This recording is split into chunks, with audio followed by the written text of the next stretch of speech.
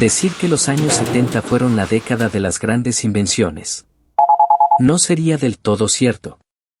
Porque los 70 no inventaron la rueda. No descubrieron la electricidad. No crearon la medicina moderna. Ni los principios que explican el universo. Todo eso ya existía. Pero entonces, ¿qué hicieron los años 70? Hicieron algo más sutil. Transformaron el futuro en algo cotidiano. Por primera vez, ideas que vivían en laboratorios, en universidades o en manos de unos pocos especialistas, comenzaron a llegar a la vida diaria. El futuro dejó de ser una promesa lejana y empezó a instalarse en casas, oficinas y bolsillos. No fue una revolución ruidosa. No tuvo un solo momento histórico. Fue silenciosa, progresiva, y cambió para siempre la forma en que trabajamos, nos comunicamos, nos movemos y nos entendemos como sociedad. Los años 70 no reinventaron el mundo, redefinieron cómo vivir en él. Acompáñanos en un viaje a través de la década en la que el futuro dejó de esperar y empezó a vivir con nosotros. Los 70, cuando los inventos se volvieron cotidianos.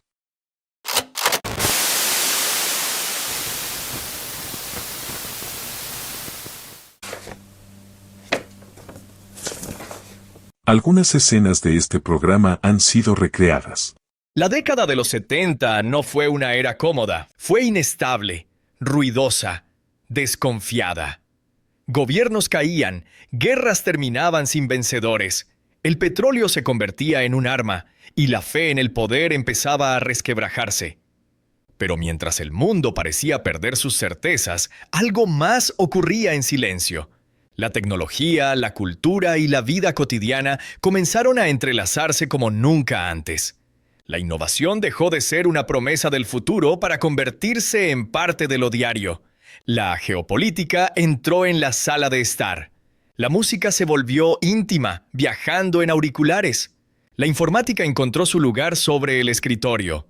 Y la desconfianza se instaló en la conciencia colectiva.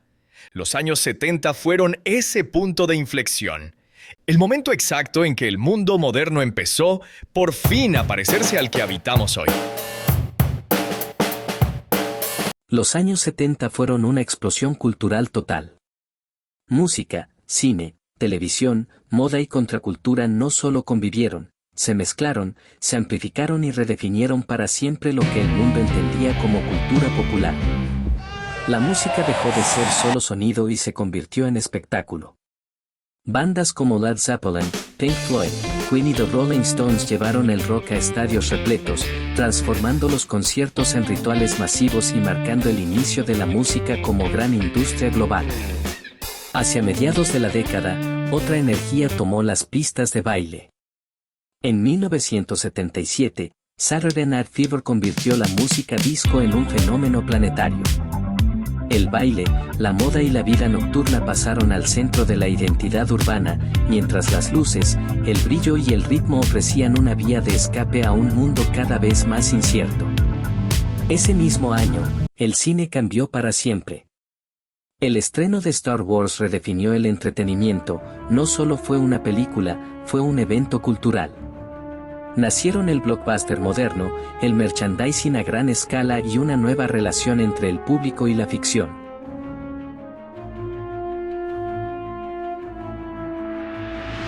En paralelo, una generación de directores estaba reinventando Hollywood. Martin Scorsese, Francis Ford Coppola y Steven Spielberg rompieron las reglas clásicas del cine estadounidense, apostando por historias más personales, más oscuras y más humanas. El llamado Nuevo Hollywood reflejaba una sociedad que ya no confiaba en los finales simples. La televisión, por su parte, se consolidó como el gran punto de encuentro colectivo. Series como Mass, Roots y Happy Days unieron a millones de personas frente a la pantalla, creando conversaciones globales y llevando temas sociales, históricos y emocionales al corazón del hogar. Pero no todos querían espectáculo ni evasión. Entre 1976 y 1977, el punk emergió como una respuesta cruda y frontal. Bandas como los Sex Pistols y The Clash rechazaron el virtuosismo y el exceso, usando la música, la estética y la provocación como armas contra el sistema. La sombra de la contracultura seguía presente. Woodstock, el masivo festival musical de 1969 que simbolizó a toda una generación, dejó una huella profunda en los primeros años de la década. Ideales de libertad, rechazo a la guerra y desconfianza hacia la autoridad seguían latiendo en la cultura juvenil. Esa actitud también se vestía. La moda setentera se convirtió en identidad: pantalones acampanados, plataformas, estampados psicodélicos y brillo disco dominaron calles, escenarios y pantallas, reflejando una necesidad de expresión individual en tiempos de cambio. La política tampoco quedó fuera del imaginario popular. El escándalo Watergate y la caída de Richard Nixon instalaron una cultura de desconfianza que impregnó el cine, el periodismo y la narrativa pública. El poder dejó de parecer intocable. Y casi en silencio, nació una nueva forma de entretenimiento. En 1972, Pong introdujo el videojuego al gran público. Por primera vez, la cultura popular no solo se miraba o se escuchaba, se jugaba. Los años 70 no solo produjeron tendencias. Produjeron una nueva forma de vivir la cultura. Más cercana, más masiva y, por primera vez, verdaderamente interactiva. Poco a poco, la tecnología dejó de sentirse lejana y empezó a instalarse en la vida diaria. En los hogares, en las escuelas, en la calle, en la cocina, el horno microondas comenzó a acortar el tiempo. Cocinar dejó de ser una tarea lenta y se volvió inmediata, adaptándose a un ritmo de vida que empezaba a acelerarse. En oficinas y aulas, las calculadoras electrónicas portátiles se volvieron pequeñas, baratas y omnipresentes. Las reglas de cálculo desaparecieron, reemplazadas por pantallas que prometían precisión instantánea. En la sala de estar, el televisor a color se convirtió en el nuevo estándar. El mundo ya no se veía en blanco y negro. Las noticias, el cine y el entretenimiento entraban al hogar con una intensidad nunca antes vista. Pronto, la pantalla dejó de ser solo para mirar. Con la llegada de los primeros videojuegos domésticos, como el Atari 2600, el entretenimiento se volvió interactivo. La sala se transformó en un espacio de juego compartido. La música también cambió de lugar. Los discos de vinilo vivieron su edad de oro, llenando hogares de rock, disco, funk y soul. Pero hacia el final de la década, algo nuevo apareció: el casete portátil. Con la llegada del Walkman en 1979, la música salió a la calle. Por primera vez, cada persona podía llevar su propia banda sonora. Las imágenes dejaron de esperar. Las cámaras instantáneas Polaroid permitieron ver la fotografía en segundos, convirtiendo el momento en objeto y recuerdo inmediato. El tiempo, incluso, cambió de forma. Los relojes digitales, con sus números luminosos, parecían sacados del futuro y se volvieron parte del paisaje cotidiano. La comunicación también se liberó. El teléfono inalámbrico rompió el vínculo con la pared y permitió hablar en movimiento, anticipando una nueva relación con la voz y la distancia. Y finalmente, el ocio encontró una nueva libertad. Las videocaseteras VHS permitieron grabar programas, alquilar películas y verlas cuando uno quisiera. El tiempo dejó de estar dictado por la televisión. Estos objetos no parecían revolucionarios. Eran simplemente útiles. Pero juntos, estaban redefiniendo la vida cotidiana. A comienzos de la década, algo diminuto cambió el rumbo del mundo. En 1971, Intel presentó el primer microprocesador comercial, el 4004. Por primera vez, el poder de cálculo de una computadora cabía en un solo chip. Sin hacer ruido, nacía el corazón de toda la tecnología moderna. Ese mismo año, otro gesto casi invisible conectó personas a distancia. En 1971, Ray Tomlinson envió el primer correo electrónico, utilizando el símbolo @ para separar usuario y destino. Nadie lo sabía aún, pero acababa de nacer la comunicación digital cotidiana.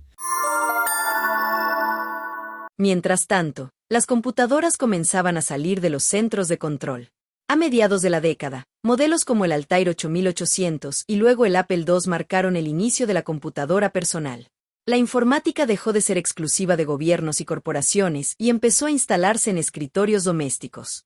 En paralelo, las infraestructuras invisibles también evolucionaban. En 1970, investigadores de Corning lograron producir fibra óptica de baja pérdida, permitiendo transmitir información a velocidades nunca antes posibles. El futuro de Internet comenzaba bajo tierra. La movilidad dio su primer salto decisivo en 1973, cuando Martin Cooper realizó la primera llamada desde un teléfono móvil portátil. Era grande, pesado y experimental, pero rompía una regla histórica: la comunicación ya no necesitaba un lugar fijo. Al mismo tiempo, la relación entre las personas y la tecnología comenzaba a volverse más directa. Las pantallas dejaban de ser solo objetos de observación pasiva y empezaban a insinuar una nueva forma de interacción, más personal, más cercana, más cotidiana. No se trataba solo de mirar o escuchar, sino de participar. De entender que la tecnología ya no estaba al servicio exclusivo de instituciones, sino al alcance de la experiencia individual. La ciencia médica vivió su propia revolución silenciosa. Durante los años 70 se desarrollaron las primeras imágenes por resonancia magnética, permitiendo observar el interior del cuerpo humano sin cirugía ni radiación ionizante. Ver sin invadir cambió para siempre el diagnóstico médico. En el espacio, otra red comenzaba a tomar forma. En 1978 se lanzaron los primeros satélites del sistema GPS, concebido inicialmente con fines militares. La idea de conocer la ubicación exacta en cualquier punto del planeta acababa de nacer. Y hacia el final de la década, la música volvió a transformarse. En 1979, Philips presentó el primer prototipo funcional del disco compacto, un sistema óptico que prometía sonido digital sin desgaste. Aunque su popularización llegaría después, el futuro del audio ya estaba definido. La diplomacia del ping-pong. Mientras la tecnología redefinía la forma en que el mundo escuchaba música, otras transformaciones ocurrían lejos de los escenarios y los estudios de grabación. No eran visibles, ni sonaban fuerte, pero estaban cambiando el curso de la década. A comienzos de los años 70, el planeta estaba dividido en bloques de poder. Dos sistemas enfrentados, dos visiones del mundo, y una tensión constante que se sentía incluso en los gestos más pequeños. En 1970, la Unión Soviética, antecesora de la Rusia actual, era una de las dos grandes potencias del planeta. En varios aspectos clave, su peso militar, político e ideológico igualaba, e incluso en algunos ámbitos superaba, al de Estados Unidos. Su poder era real, tangible y global, aunque no absoluto. Ese equilibrio inestable condicionaba cada movimiento de la Guerra Fría. Mientras Washington y Moscú se vigilaban mutuamente, China permanecía en gran medida aislada del sistema internacional. Y fue en ese contexto donde comenzó a gestarse un giro inesperado. En 1971, un gesto aparentemente menor abrió un canal que llevaba décadas cerrado. La visita del equipo estadounidense de tenis de mesa a China no fue un accidente ni un simple intercambio deportivo. Fue el primer contacto público entre dos países que, durante más de 20 años, se habían tratado como enemigos, sin relaciones diplomáticas y sin comunicación oficial directa. Detrás de ese acercamiento no hubo improvisación. Hubo una decisión política tomada en el nivel más alto del poder. Sin la voluntad y la visión del presidente Richard Nixon, aquel movimiento no habría sido posible. Nixon entendía que el mundo estaba cambiando y que Estados Unidos debía adaptarse a una nueva realidad. A partir de esa decisión, entraron en acción quienes debían convertir la visión en hechos.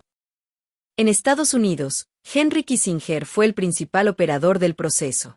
Como asesor de seguridad nacional, transformó la directriz presidencial en un plan concreto. El gesto deportivo funcionó como una señal pública y una cobertura inicial. A partir de ahí, Kissinger activó canales discretos de comunicación que dieron paso a conversaciones reales, cuidadosamente controladas y alejadas de la atención pública.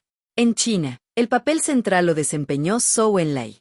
Primer ministro y principal figura diplomática del régimen, Zhou combinaba firmeza ideológica con pragmatismo político. Fue él quien autorizó la invitación al equipo estadounidense y supervisó cada etapa del acercamiento. El objetivo era preciso: romper el aislamiento sin proyectar debilidad. Encima de Zhou Enlai se encontraba Mao Zedong, líder de la Revolución China y fundador de la República Popular en 1949. Mao concentraba la autoridad final del Estado. Aunque no participó directamente en las negociaciones preliminares, su aprobación fue determinante. El acercamiento no se basaba en afinidades ideológicas, sino en cálculo estratégico. China buscaba ampliar su margen de maniobra en un entorno internacional cada vez más tenso. Así, mientras Nixon aportaba la decisión política desde Washington y Mao establecía los límites desde Pekín, Zhou Enlai ejecutaba con cautela y Kissinger avanzaba en silencio. Todo ocurría mientras los partidos de ping-pong se disputaban ante las cámaras, lejos de la verdadera agenda. Los jugadores fueron el elemento visible, pero no el decisivo. La llamada diplomacia del ping-pong fue una maniobra cuidadosamente diseñada, presentada como un gesto informal para preparar un cambio mayor. Ese cambio se materializó en febrero de 1972, cuando Richard Nixon se convirtió en el primer presidente de Estados Unidos en visitar la China comunista. Su encuentro con Mao Zedong y las conversaciones con Zhou Enlai sellaron lo que el deporte solo había insinuado: el inicio de una nueva relación entre dos potencias separadas por décadas de hostilidad. El deporte no resolvió nada por sí mismo, pero abrió la puerta. Y lo que vino después ya no se jugaría sobre una mesa. Ese mismo espíritu pragmático también comenzaba a marcar la relación entre las grandes potencias nucleares. En 1972, con la firma del acuerdo SALT-I, Estados Unidos y la Unión Soviética inauguraron una etapa de distensión. No se trataba de confianza mutua, sino de supervivencia compartida. Limitar el armamento estratégico era un ejercicio de cálculo frío. Ambos sabían que una guerra nuclear no tendría vencedores. La estabilidad global se sostenía, paradójicamente, sobre el miedo. En el terreno geopolítico, la década de los 70 comenzó con una herida abierta. Una sensación de desgaste recorría al mundo. Las promesas del orden de posguerra se debilitaban y la idea de progreso infinito empezaba a resquebrajarse bajo el peso de conflictos no resueltos. En 1973, tras casi una década de intervención militar directa, Estados Unidos inició su retirada definitiva de Vietnam. No hubo desfile, ni banderas alzadas, ni relato épico. Las imágenes que quedaron fueron otras: helicópteros evacuando embajadas, soldados exhaustos, una nación dividida frente a las pantallas de televisión. Fue la primera vez que una superpotencia moderna abandonaba una guerra sin poder imponer su versión de la historia. Vietnam dejó una lección duradera y perturbadora. El poder militar no garantizaba control político, y la opinión pública, movilizada, crítica, global, podía torcer el rumbo de una guerra. La invencibilidad estadounidense había quedado en duda.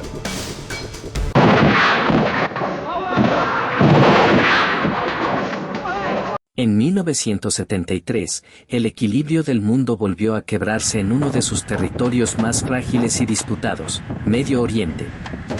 Ese octubre, mientras Israel se detenía para observar Yom Kippur, el día más sagrado del calendario judío, Egipto y Siria lanzaron un ataque sorpresa con un objetivo claro: recuperar los territorios perdidos 6 años antes, en la Guerra de los 6 Días. La ofensiva tomó al mundo por sorpresa. Durante 19 días, el conflicto se desplegó con una intensidad brutal. Tanques avanzando en el Sinaí, combates aéreos sobre el Golán, decisiones tomadas bajo presión extrema. Militarmente, Israel logró revertir la situación y conservar su posición, pero el desenlace fue mucho más complejo que una simple victoria o derrota. Porque esta guerra no se mediría solo en kilómetros ganados o perdidos. En el plano político, el mundo árabe emergió fortalecido, demostrando que Israel ya no era invulnerable y abriendo la puerta a futuras negociaciones diplomáticas que, años más tarde, cambiarían el mapa de la región. Las consecuencias del conflicto cruzaron rápidamente las fronteras de Medio Oriente. Por primera vez en la historia contemporánea, el petróleo se convirtió en un arma geopolítica. En respuesta al respaldo occidental a Israel, la OPEP impuso un embargo petrolero que sacudió los cimientos de la economía mundial. Las imágenes se repitieron en ciudades de Europa y Estados Unidos, estaciones de servicio cerradas, largas filas de automóviles, precios disparados. La energía dejó de ser un recurso invisible para convertirse en una fuente de ansiedad cotidiana. La crisis del petróleo reveló una verdad incómoda y profunda. Las grandes potencias industriales dependían de recursos que no controlaban. Inflación, recesión y desconfianza marcaron el inicio de una nueva era económica, más frágil y menos predecible. La guerra del Yom Kippur fue breve en el campo de batalla, pero sísmica en sus consecuencias. Redefinió el equilibrio regional, alteró la economía global y dejó claro que, en el nuevo orden mundial, una guerra local podía tener efectos planetarios. Mientras tanto, la fe en el liderazgo político comenzaba a resquebrajarse desde dentro, no por un enemigo externo ni por una crisis militar, sino por la erosión silenciosa de la confianza. En 1974, Richard Nixon, el presidente más poderoso del mundo, renunció a su cargo acorralado por el escándalo Watergate. Una investigación que comenzó como un allanamiento aparentemente menor, el ingreso ilegal a la sede del Partido Demócrata, terminó revelando una red sistemática de espionaje político, encubrimientos, abuso de poder y obstrucción a la justicia que se extendía hasta el corazón mismo de la Casa Blanca. Por primera vez en la historia de Estados Unidos, un presidente abandonaba el poder no derrotado por una guerra, ni incapacitado por la enfermedad, sino forzado por el peso combinado de las instituciones democráticas, el periodismo de investigación y una ciudadanía cada vez más vigilante. Las grabaciones secretas del propio Nixon, diseñadas para protegerlo, se convirtieron en la evidencia definitiva de su caída. Watergate no fue solo la renuncia de un hombre. Fue el colapso de una narrativa.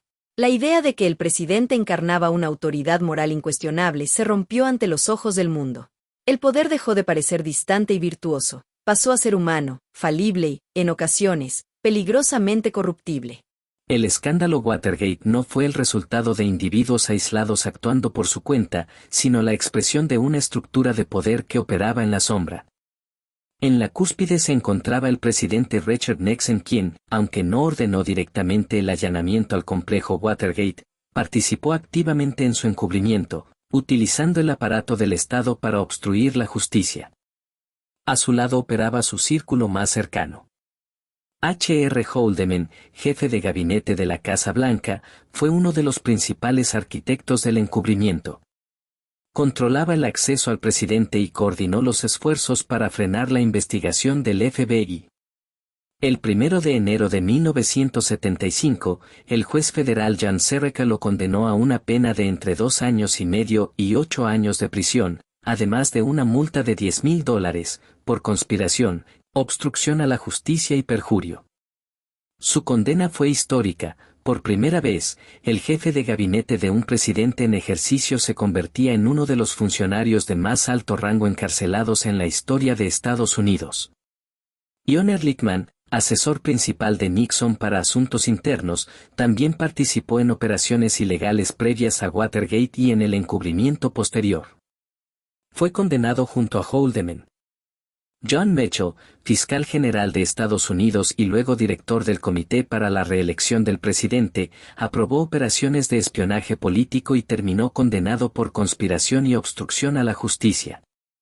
En el nivel operativo se encontraban G. Gordon Liddy, exagente del FBI y cerebro del plan de espionaje contra el Partido Demócrata, y E. Howard Hunt, exagente de la CIA, quien participó directamente tanto en el allanamiento como en el encubrimiento posterior.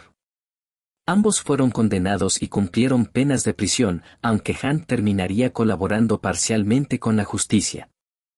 Los 5 hombres detenidos dentro del complejo Watergate fueron James McCord, ex CIA y jefe de seguridad del Comité para la Reelección del Presidente, junto a Virgilio González, Bernard Barker, Eugenio Martínez y Frank Sturgis. James McCord se convertiría en una figura clave para esclarecer la trama, rompió el silencio y reveló la presión política ejercida desde las más altas esferas del poder. Mientras tanto, el periodismo jugó un rol decisivo. Bob Woodward y Carl Bernstein, reporteros del Washington Post, llevaron a cabo una investigación sistemática que logró conectar el allanamiento con la Casa Blanca, demostrando el papel esencial del periodismo de investigación en una democracia. Su fuente secreta, conocida como Garganta Profunda, sería identificada décadas después como Mark Felt, subdirector del FBI, quien confirmó desde dentro del sistema las pistas clave sobre el encubrimiento. El caso llegó hasta la Corte Suprema de Estados Unidos. El tribunal ordenó por unanimidad que el presidente entregara las grabaciones de la Casa Blanca, estableciendo un precedente histórico: nadie está por encima de la ley. Paralelamente, el Congreso inició el proceso de impeachment. El Comité Judicial de la Cámara formuló cargos por obstrucción de la justicia, abuso de poder y desacato al Congreso. Ante la certeza de su destitución, Richard Nixon renunció a la presidencia. Su sucesor, Gerald Ford, tomó una de las decisiones más controvertidas de la historia política estadounidense: otorgó a Nixon un indulto presidencial completo. Una decisión que, aún hoy, sigue siendo debatida por su profundo impacto político, legal y moral. Desde una perspectiva histórica, el impacto fue profundo y duradero. Estudios posteriores en ciencia política señalarían a Watergate como un punto de inflexión en la relación entre gobernantes y gobernados. A partir de ese momento, la confianza institucional en Estados Unidos, y por extensión en muchas democracias occidentales, entró en una tendencia descendente medible. Las encuestas del periodo muestran un aumento sostenido del escepticismo hacia el gobierno federal, una desconfianza que ya no desaparecería con el paso del tiempo. La política perdió su inocencia. El discurso oficial comenzó a ser recibido con sospecha. La prensa, fortalecida por su rol en la caída del presidente, asumió una postura más agresiva y fiscalizadora. Y la ciudadanía aprendió una lección incómoda pero irreversible: incluso el sistema más poderoso del mundo necesitaba ser vigilado constantemente. Watergate marcó el fin de una era de fe ciega en el liderazgo y el inicio de una nueva etapa democrática, más crítica, más desconfiada, pero también más consciente. Un recordatorio de que el poder, sin control, siempre termina por traicionar a quienes creen en él. Hacia el final de la década, Medio Oriente volvió a ocupar el centro de la escena internacional. En 1978, los acuerdos de Camp David, impulsados por Estados Unidos, lograron algo que parecía impensable: un tratado de paz entre Egipto e Israel. Por primera vez, un país árabe reconocía oficialmente al Estado israelí. Fue un instante excepcional en una región marcada por conflictos recurrentes. Durante un breve momento, la diplomacia pareció capaz de romper ciclos históricos de violencia. Pero la década no terminaría en equilibrio. En 1979, la revolución islámica en Irán sacudió los cimientos del orden regional. La caída del Zar, aliado clave de Occidente, y el ascenso de un régimen teocrático alteraron la lógica secular del poder en Medio Oriente. La religión regresó al centro de la política internacional, redefiniendo alianzas, discursos y enemigos. Sus efectos se extenderían mucho más allá de las fronteras iraníes. Ese mismo año, la tensión de la Guerra Fría volvió a escalar. La invasión soviética de Afganistán puso fin definitivo a la distensión. Moscú quedó atrapada en un conflicto largo, costoso y desgastante, mientras Estados Unidos respondía de forma indirecta, convirtiendo al país en un nuevo escenario de confrontación ideológica.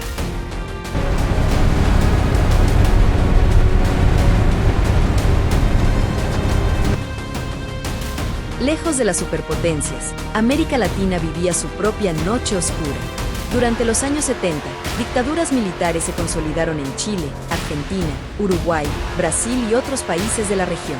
Bajo el discurso del orden y la lucha anticomunista, se impusieron la represión sistemática, la censura y la desaparición forzada como política de Estado. La Guerra Fría también se libraba en silencio, en centros clandestinos, en archivos ocultos y en miles de vidas truncadas. Al cerrar la década, el mundo ya no era el mismo. El poder se había fragmentado, la confianza se había erosionado y la geopolítica se había vuelto más compleja, más volátil, más impredecible. Los años 70 no ofrecieron respuestas claras, pero redefinieron las preguntas que el mundo todavía intenta resolver. mientras los equilibrios globales se debilitaban y la política se volvía más incierta. La vida cotidiana seguía avanzando. Lejos de los discursos, de las fronteras ideológicas y de las decisiones tomadas en las cúpulas del poder. Los cambios también se manifestaban en objetos simples, diseñados no para cambiar el mundo, sino para hacerlo más manejable. Los años 70 fueron una década marcada por la tensión, pero también por la adaptación. Una época en la que la incertidumbre global convivía con una obsesión práctica. Ahorrar tiempo, simplificar tareas, reducir esfuerzos. Hacia el final de la década, una empresa convirtió un error técnico en una solución cotidiana. Un adhesivo que no cumplía su función original encontró un nuevo propósito. Así nació el Post-it. No fue concebido como una gran innovación, sino como una herramienta de uso diario. Pequeña, simple y funcional. En escritorios de oficinas, universidades y fábricas.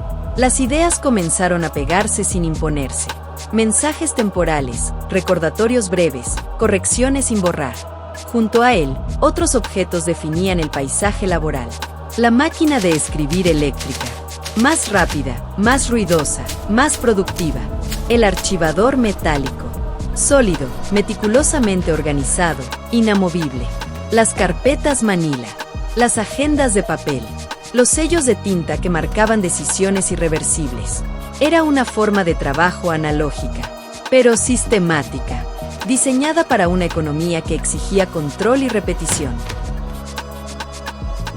En ese mismo contexto, el automóvil dejó de ser símbolo de lujo, para convertirse en una herramienta cotidiana. El Volkswagen Beetle consolidó la idea del auto popular. Simple, confiable y accesible. El Ford Pinto reflejó una industria presionada por reducir costos y consumo. En plena crisis energética. El Toyota Corolla marcó el avance de los fabricantes japoneses. Con eficiencia, durabilidad y producción en masa. Y el Jeep Cherokee introdujo un nuevo concepto. Un vehículo utilitario pensado no solo para el trabajo, sino para el uso diario. No eran autos de competición. No eran símbolos de estatus. Eran vehículos diseñados para una nueva normalidad. En el interior, objetos familiares. Llaves con llaveros metálicos.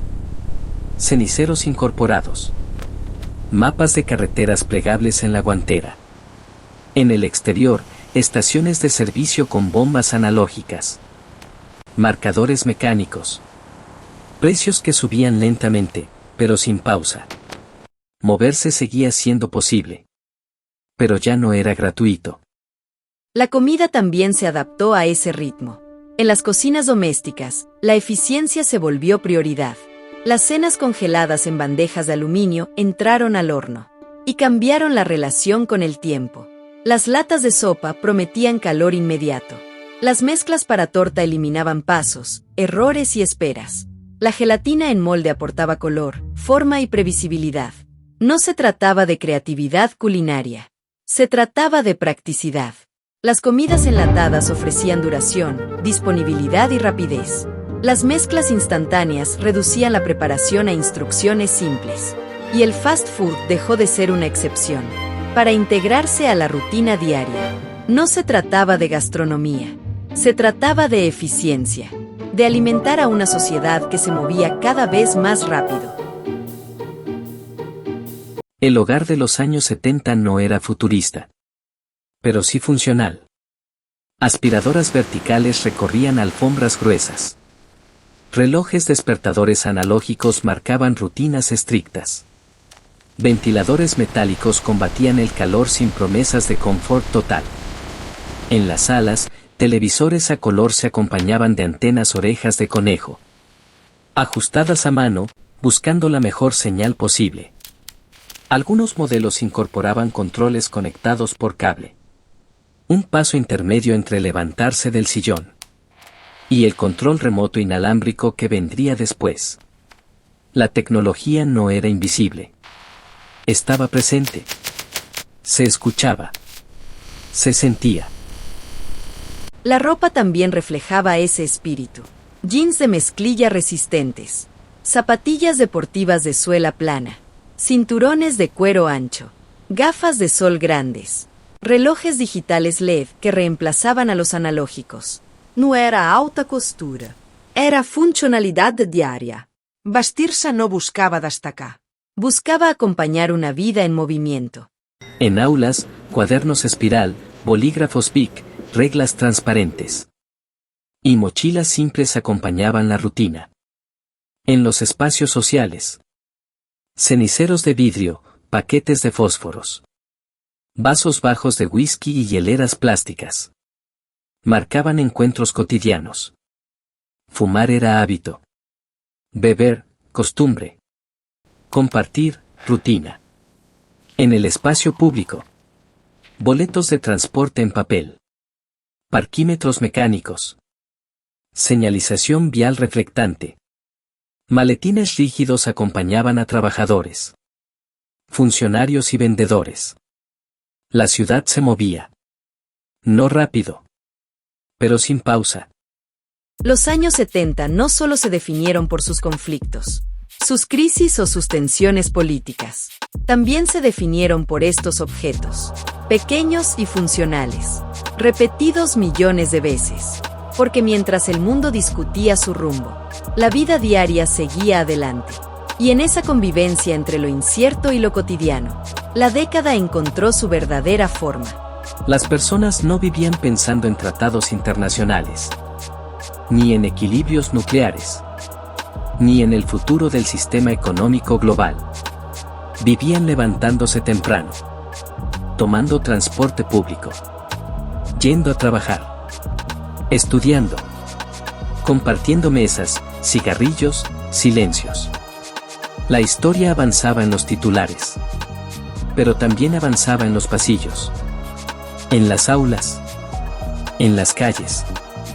Los 70 enseñaron a convivir con la sensación de que todo podía cambiar, sin previo aviso.